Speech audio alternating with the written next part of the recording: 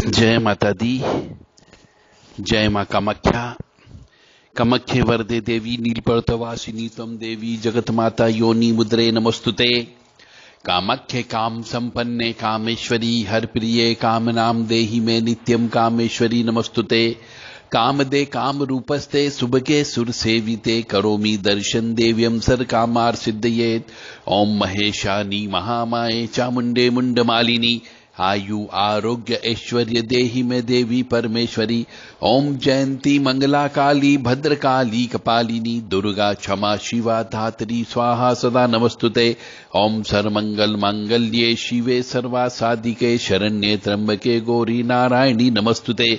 दुर्गति नाशिनी दुर्गा जय जय। काल विनाशिनी काली जय जय। उमा रमा ब्रह्मानी जय जय। सीता राधा रुक्मणी जय जय।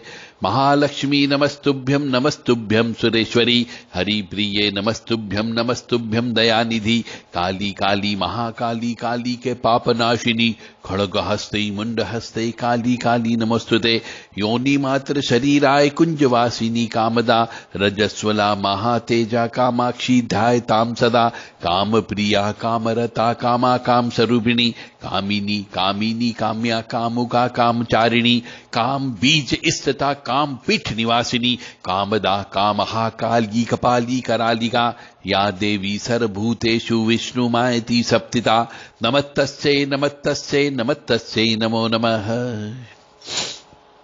देव राधा ट्रस्ट सत्यवाणी चैनल से आप रहस्यमय ज्ञान सुन रहे हैं। जो मनुष्य शमशान के बाउंड्री पर रहता हो वो मनुष्य कभी सुखी नहीं रह सकता। जो मनुष्य शमशान की भूमि पर मकान बना करके रहता है वो मनुष्य कभी सुखी नहीं रह सकता। और जो मनुष्य कब्रिस्तान के चारों तरफ रहता हो वह भी कभी सुखी नहीं रह सकता। और जो मनुष्य तिराहे पर रहता हो, जो मनुष्य चौराहे पर रहता हो वह भी कभी सुखी नहीं रह सकता। और जो मनुष्य किसी भी कॉलोनी में सबसे आखिरी मकान में रहता हो, कोने वाले मकान पे रहता हो, वह मनुष्य भी कभी सुखी नहीं रह सकता। जिस मकान में दक्षिण मुखी द्वार हो उस मकान में रहने वाले मनुष्य भी कभी सुखी नहीं रहते हैं। और अग्नि कोण में और ईशान कोण में जिस मकान के अंदर सीढ़ियां हो उस मकान के अंदर रहने वाले मनुष्य भी कभी सुखी नहीं रह सकते। तो जहां पर पहले कभी शमशान भूमि रही हो उस भूमि पर यदि मकान बना करके बेच दिए गए हो तो उस मकान में रहने वाले मनुष्य कभी सुखी नहीं रह सकते। चाहे वहां पर कितनी ही पूजा पाठ कर ली जाए, कितने ही जप तप कर लिए जाए, कुछ दिन आराम मिलेगा, उसके बाद आराम मिलना बंद हो जाता है। यदि किसी भूमि के नीचे, यदि किसी भूमि के नीचे वहां पर किसी की हत्या हो गई हो, किसी की बलि हो गई हो, किसी की हड्डियां वहां पर गड़ी हुई हो, या फिर पहले उस भूमि के ऊपर कोई कचरा या रोड़ी का स्थान था,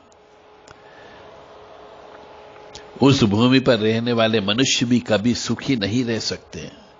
जिस भूमि पर पहले कुआं था, कोई पीपल का वृक्ष था, वट वृक्ष था, नीम का वृक्ष था, जामुन का वृक्ष था, फलदार वृक्ष था, और उस वृक्ष को काट करके, कुएं को बूर करके, बावड़ी को बूर करके, बंद करके उसके ऊपर यदि मकान बनाया गया है तो उस मकान में रहने वाले मनुष्य भी कभी सुखी नहीं रह सकते।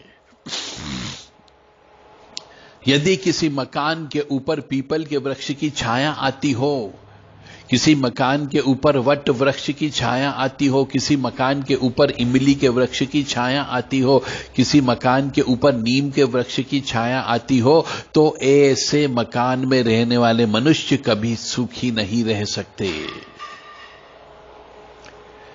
तो सुखी रहने के लिए सर्वप्रथम भूमि का चयन अच्छे से करना चाहिए। अन्यथा जीवन भर की पूंजी लगाने के बाद आप उस पूंजी का सही तरीके से उपयोग नहीं कर सकते। बहुत से प्रश्न हमारे पास आते कि साहब हमारे मकान के पीछे ही शमशान है, तो उस मकान को जितनी जल्दी हो सके छोड़ देना चाहिए, क्योंकि उस मकान में रहने वाले मनुष्य कभी सुखी नहीं रह सकते। बहुत से मनुष्य कब्रिस्तान के पीछे जो बाउंड्री वाल होती है उसके बाद प्लाट कट जाते हैं, उसमें रहने लग जाते हैं, तो वहां पर भी रहने वाले मनुष्य कभी सुखी नहीं रह सकते। चाहे कितनी ही पूजा पाठ करते रहो, कितनी ही मेहनत करते रहो, कभी बरकत नहीं होती है। ऐसी जगह भी मनुष्य को छोड़ देना चाहिए।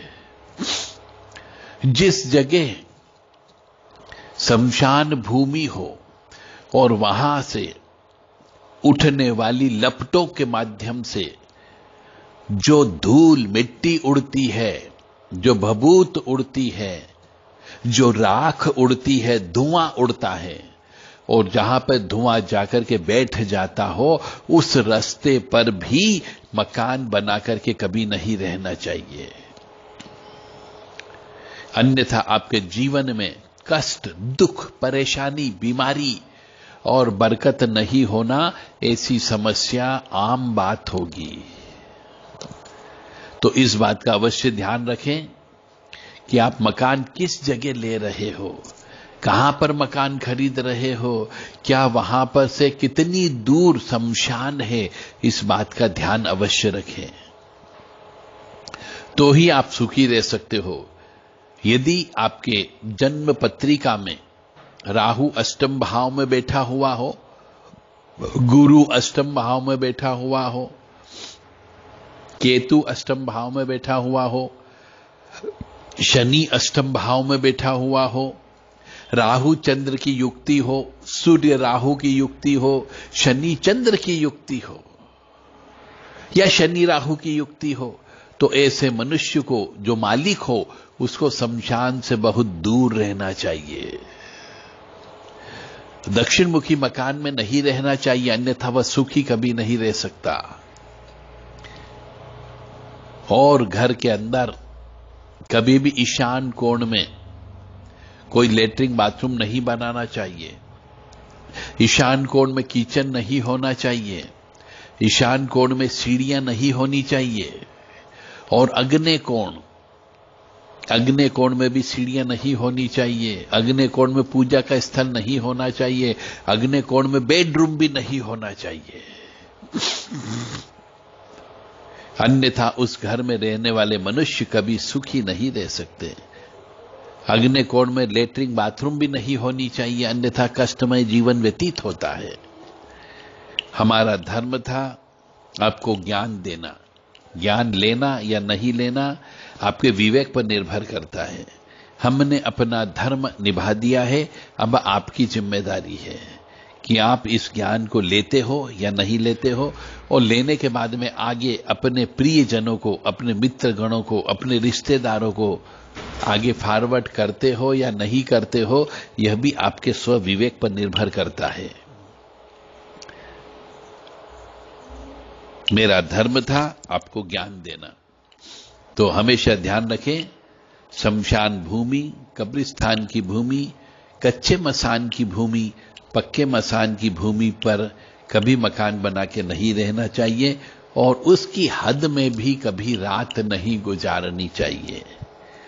जय माता दी, जय मां कामाख्या।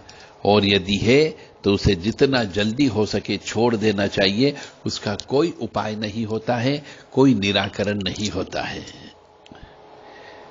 मां भगवती जगत जननी आपको सुखी रखे, स्वस्थ रखे, प्रसन्न रखे।